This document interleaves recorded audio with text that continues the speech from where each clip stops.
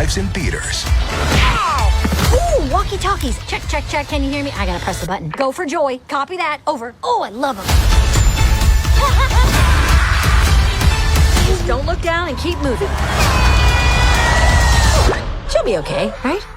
50-50. Disney and Pixar's Inside Out 2. From la película en Puerto Rico. Hey guys, it's a pleasure to get to talk to you about the sequel to Inside Out. And I have to say, the movie gets emotional, but it hit me so unexpectedly. I got emotional before we got to that part, and that particular scene where Joy and Satness hold hands while they're going down the elevator. Dude, I started crying. Dude, I love that moment. Yeah. And I know you should ask Amy about that too. That's one of her favorite moments too. And that was it's beautiful. That was something we added when we went into animation on that. Okay. We were like, what if they held hands? I'm like, I want to see.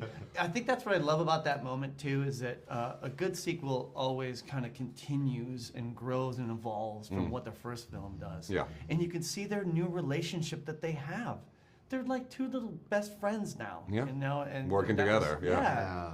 But I guess the question behind that is how much of this was actual work or just therapy all the time? Well, it's my question to you guys. Yeah, you know, we do a lot of research on our movies, and especially on this one because there's a lot of like learning about what goes on in our brains and how we work, especially when we're teenagers. And so that's where I began, was doing a lot of research on what happens.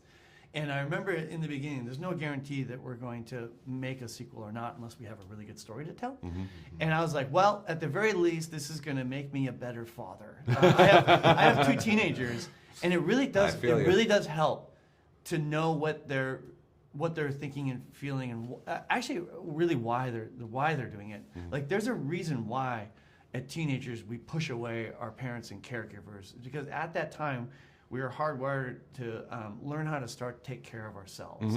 And so that's why you worry so much about how you fit in and what others are thinking.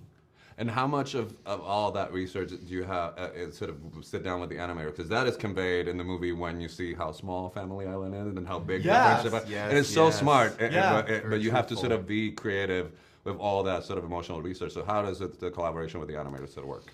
Yeah, I mean, we start with meeting with these experts like Dacher Keltner, who's a professor at Berkeley, and then there was a clinical psychologist named Dr. Lisa Damore, who we met with. Incredible sounding boards for us on these emotions and how they work. But then, Kelsey, you're the one that gets to meet with the animators and shot brief them and kind of get them going on, like, how is the animation then going to be informed by the research? Yeah, it's all about what is the intent of the shot. You know, like, okay, this shot's all about Joy's jealousy of anxiety, doing a better job than she is. And she wants to compliment her, but also she wants to take control back from her. And that's all they kind of need. They're like, great, I got it. I know what to do. And I don't tell them exactly how to do it. I just say, that's the goal of what you're going for. And then I back up and see what they... Because they bring so many cool ideas. It shows. The entire crew. I think that's one of the keys to good direction is to tell them what the intent is and allow them a space to bring new ideas. All right, so the other thing is, was there ever a temptation, because it's not, I think it's wonderful, that all the emotions really want the best for Riley, but they go about it in different ways. Yeah. So you don't villainize anxiety. I thought that was a master genius stroke. So was there ever a temptation? Was there ever a point where she was truly an antagonist? Or, You're right. Dude, you were 100% right. I always intended it to be a takeover movie. I was influenced by All About Eve. Do you know that movie? Yeah, of course I do. I was influenced by that, right? And she's much more, that character's much more malicious, purposeful. And I started out that way, and she was really not fun to watch. Like our early versions of Anxiety.